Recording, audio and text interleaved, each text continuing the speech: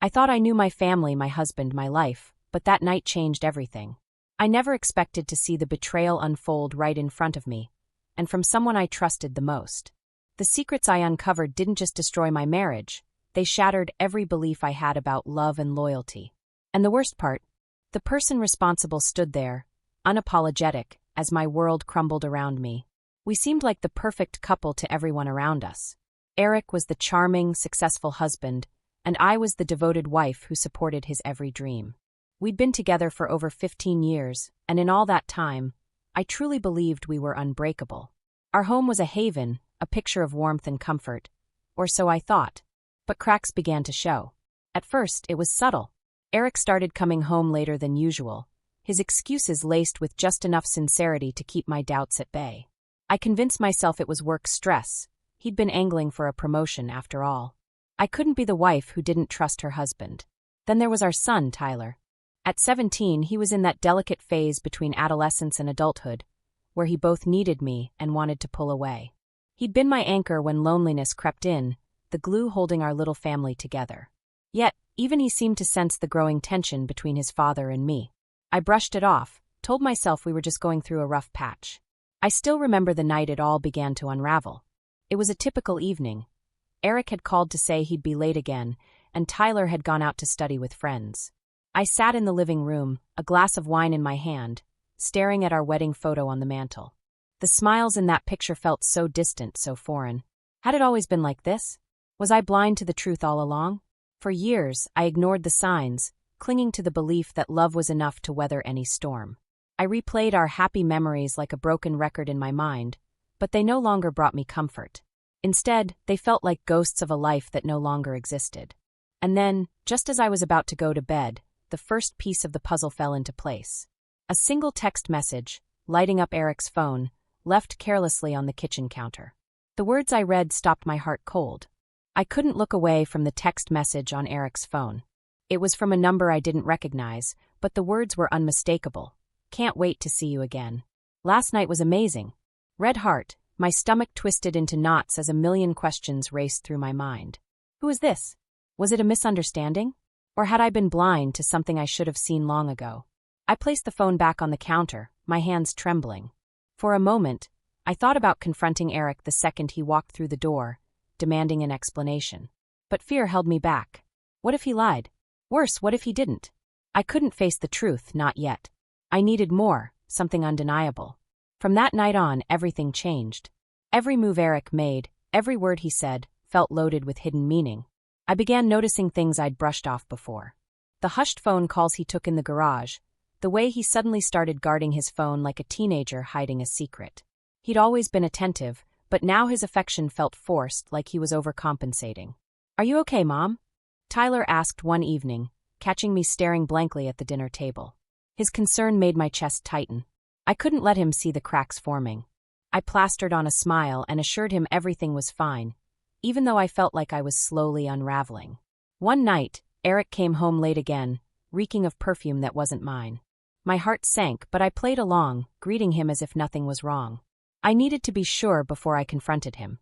I began searching for clues, combing through his email, his pockets, even his credit card statements. Each discovery chipped away at my denial. Dinners at expensive restaurants I'd never been to, receipts for gifts I never received. Everything pointed to one horrifying truth. I started replaying every interaction we'd had over the past few months, every small argument, every moment he seemed distracted. The signs had been there all along, but I'd ignored them, convincing myself it was just work stress. How could I have been so naive? One afternoon, I found myself parked outside a hotel Eric had checked into, his name, clear as day, on the reservation I'd discovered in his email. I sat there for hours, torn between wanting to storm inside and wanting to disappear. The thought of him with someone else made my chest ache, but I couldn't bring myself to walk away. I needed to see it with my own eyes. And then I did. The door to the hotel opened, and there he was, smiling, laughing, with a woman I didn't recognize. She was younger, prettier, the kind of woman who turned heads wherever she went. They looked so comfortable together, like this wasn't the first time. My breath hitched as I watched them walk to his car, her hand casually brushing against his arm. My heart shattered in that moment, but what came next was even worse. Tyler, my son, had followed me. He stood behind me, staring at the scene with wide, horrified eyes. "Mom, what's going on?" he asked, his voice trembling. I froze, unable to answer. How could I explain this to him when I couldn't even process it myself? The world I'd worked so hard to build was crumbling around me, and now, Tyler was caught in the wreckage. After that night outside the hotel, everything changed. Tyler wasn't just shaken. He was angry, confused, and distant. The son who once sought comfort in me now looked at me like I was part of the problem, a co-conspirator in his father's betrayal. I tried to talk to him to explain, but he shut me out at every turn. "I don't want to talk about it, Mom," he said one evening, his voice clipped as he walked past me toward his room. But I could see the storm brewing behind his eyes, the hurt and frustration he was too proud to voice. He was angry at Eric, but he was angry at me too, for not seeing it sooner, for letting it happen. I wanted to reach him, to pull him back, but every attempt I made only seemed to push him further away. Eric, oblivious to the confrontation Tyler and I had witnessed, carried on as though nothing had happened. He still came home late, still offered excuses that I no longer believed. I couldn't bear to look at him, let alone confront him. I felt trapped, suffocated by the weight of everything I knew but couldn't say. And then there was Tyler, watching me, studying my every move. The tension in the house was unbearable, like a thread pulled too tight, threatening to snap. One evening, after Eric had left for another business trip, Tyler and I were alone in the house. The silence between us was heavy, punctuated only by the faint hum of the dishwasher. I was sitting at the kitchen table, nursing a cup of tea I didn't really want, when Tyler walked in. He didn't say anything at first, just stood there, his hands shoved into his pockets, staring at me with that same unreadable expression he'd been wearing for days.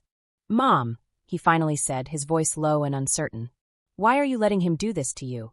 The question hit me like a punch to the gut. I looked up at him, startled, but I didn't know how to respond. "Tyler, it's complicated," I said softly, my voice trembling. "I don't." "It's not complicated," he interrupted, his voice rising. "He's cheating on you, and you're just sitting here pretending everything's fine. Why? Do you even care?" His words cut deep, exposing the very fears and doubts I'd been trying to suppress. I opened my mouth to respond, but the words wouldn't come. Instead, tears welled up in my eyes, spilling over as I tried and failed to hold them back. I buried my face in my hands, overwhelmed by the weight of it all. I felt Tyler's hand on my shoulder, hesitant but comforting. "I'm sorry," he said quietly. "I didn't mean to." "No, you're right," I whispered, cutting him off. "You're absolutely right. I've been lying to myself, pretending I don't see what's right in front of me because I'm scared. I don't know what to do, Tyler. I don't know how to fix this." For the first time in days, the distance between us seemed to shrink. Tyler sat down beside me, his presence both comforting and unnervingly intense. "You don't have to do it alone, Mom," he said softly. "You've always been there for me. Let me be there for you." There was something in his voice, something raw and vulnerable that I hadn't noticed before. It wasn't just concern, it was something deeper, something unspoken. I met his gaze, and for a moment the world seemed to stop. The air between us felt charged, heavy with an emotion I couldn't quite name. "You're all I have," he said, his voice barely above a whisper. "I don't want to lose you, too." The words hung in the air, thick with meaning. I reached out, placing my hand over his, and the contact sent a jolt through me, an unexplainable mixture of comfort and unease. His fingers tightened around mine, and I didn't pull away. I couldn't. The line between mother and son, between comfort and something far more dangerous, began to blur in ways that left me both terrified and strangely drawn. From that moment on, things between us began to shift. Tyler was always nearby, offering to help with chores, lingering in the kitchen while I cooked. His presence was constant, almost suffocating, but I couldn't bring myself to push him away. If anything, I found myself craving it, the attention, the connection. It filled a void I hadn't even realized was there, a loneliness that Eric had created and Tyler seemed determined to mend. One night, as we sat on the couch watching a movie, I felt his gaze linger on me longer than usual. My heart raced, but I kept my eyes on the screen, pretending not to notice. The tension was palpable, an unspoken understanding passing between us that neither of us dared to acknowledge. It was wrong, so wrong, but the longer it went on, the harder it became to deny. I told myself it was just the stress, the fallout of Eric's betrayal, but deep down, I knew the truth. Something was happening, something I couldn't control, and it terrified me. I should have known that this delicate, forbidden balance we were treading wouldn't last. The tension had grown too thick, the lines too blurred. And yet, when the moment finally came, it shattered every fragile illusion I had been clinging to. It happened on a stormy evening, one of those nights where the rain fell relentlessly against the windows, and the thunder seemed to shake the very foundation of the house. Eric was away, as usual, and Tyler and I were home alone again. I had cooked dinner, more out of routine than hunger, but neither of us had much of an appetite. The silence between us was different now, no longer awkward but charged, like the air before a lightning strike. After dinner, Tyler lingered in the kitchen while I washed the dishes.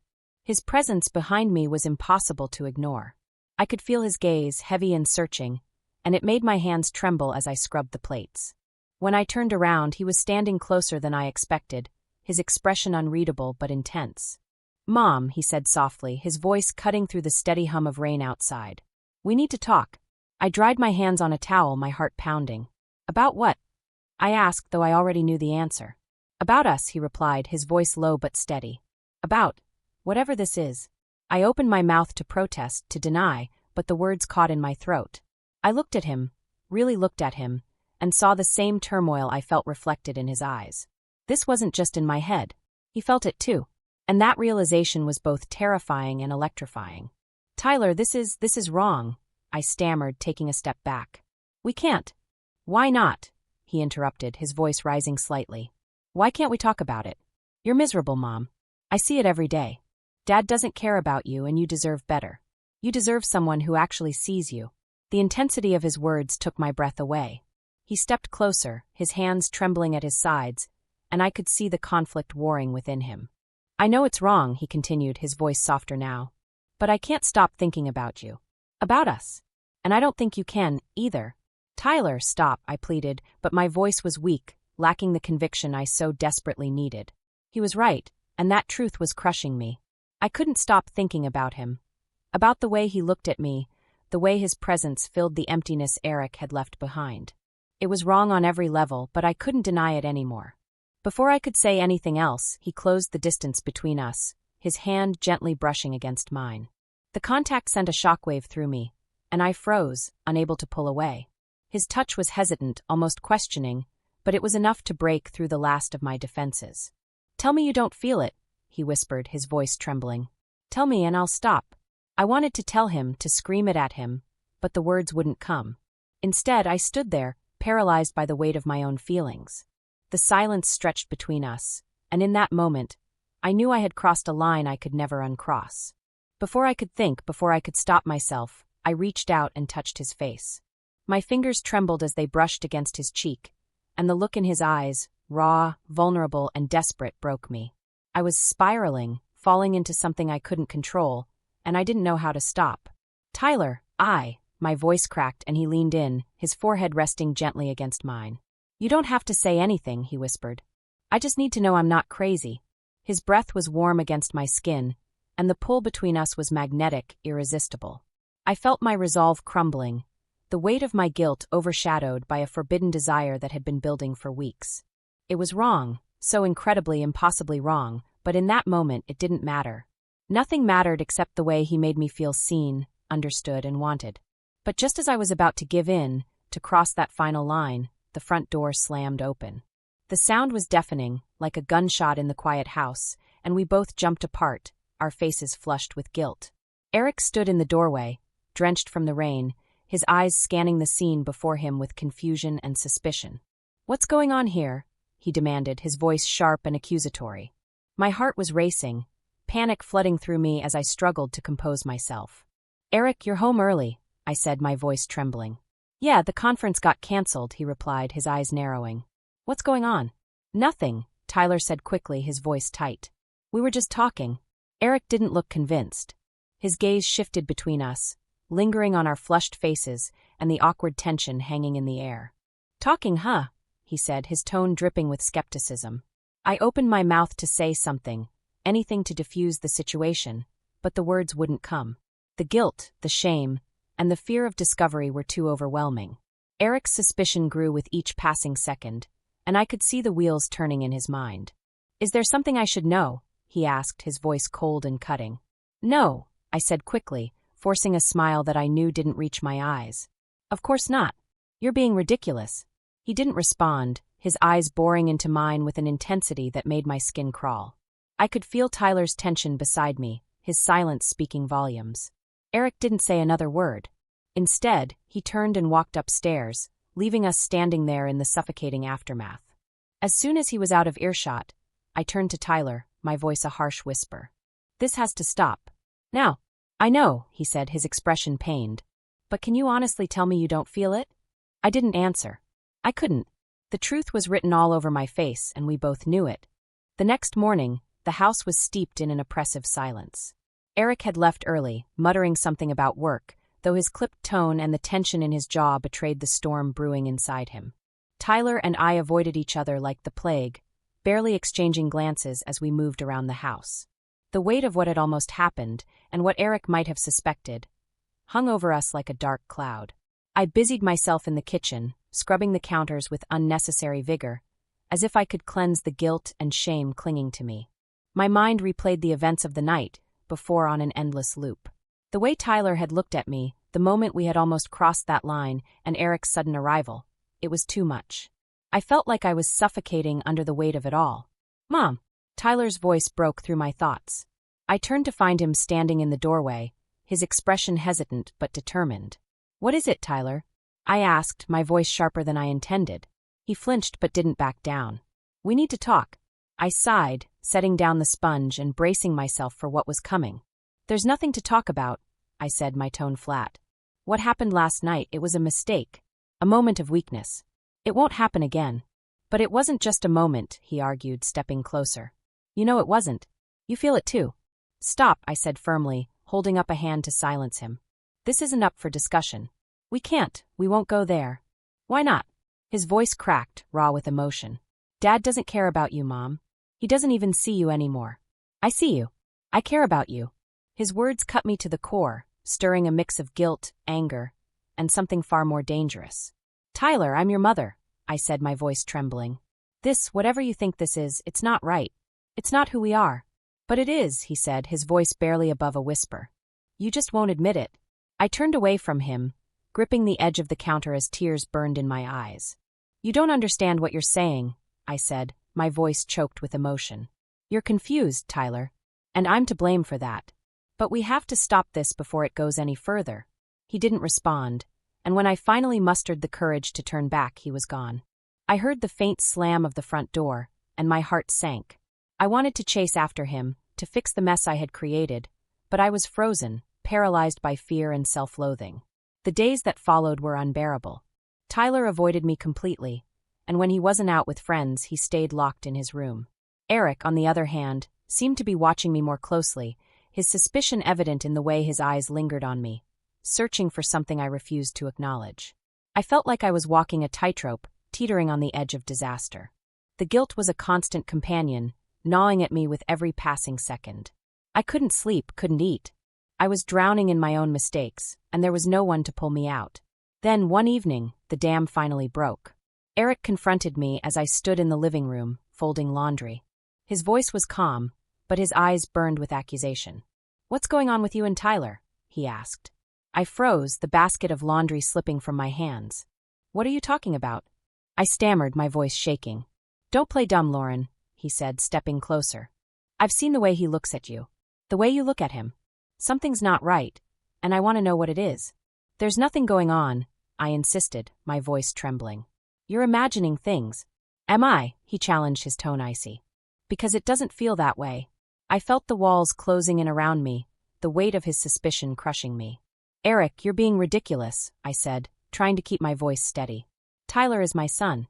That's all there is to it." But he wasn't convinced.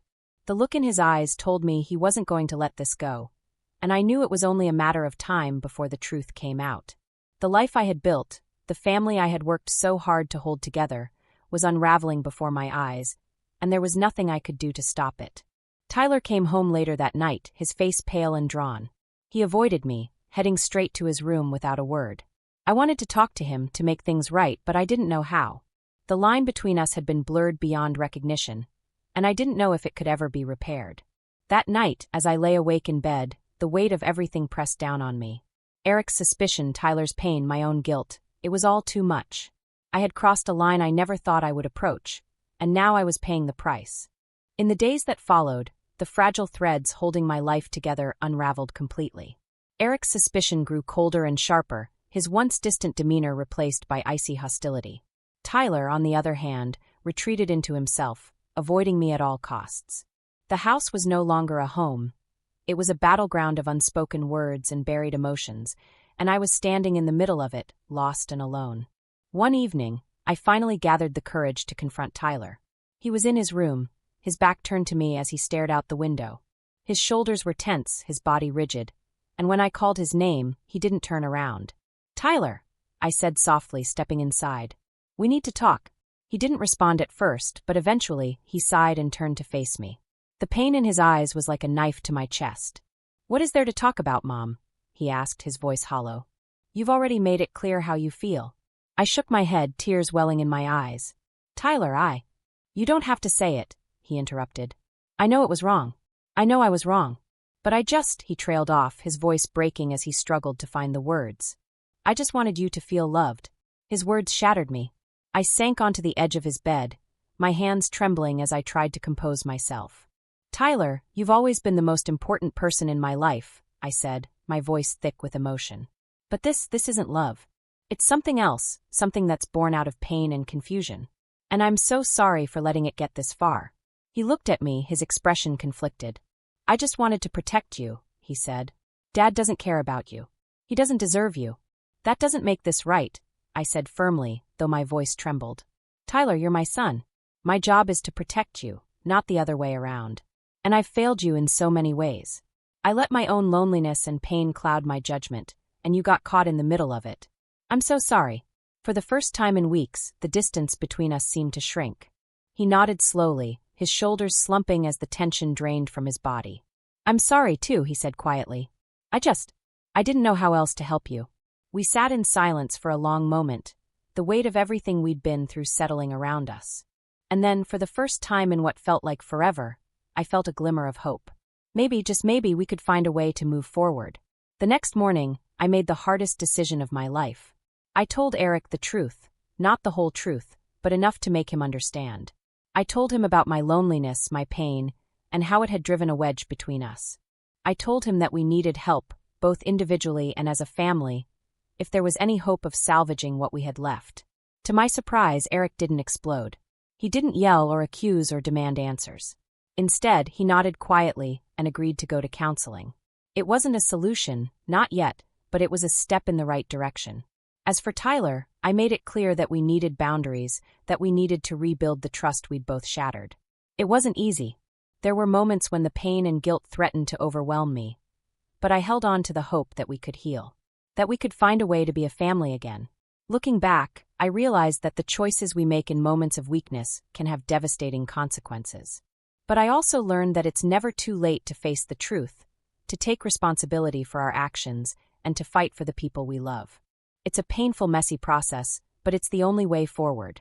In the end, the experience changed me in ways I never could have imagined. It forced me to confront my own flaws, my own fears, and to find the strength to move past them. And while the scars will always remain, they serve as a reminder of the lessons I've learned. The importance of honesty, the power of forgiveness, and the value of the relationships we hold dear. If you were in her position, what would you have done? Could you forgive yourself, or someone else, for crossing such a line? Share your thoughts in the comments below. I'd love to hear your perspective. And don't forget to like and subscribe for more stories that challenge the boundaries of love, loyalty, and the human heart.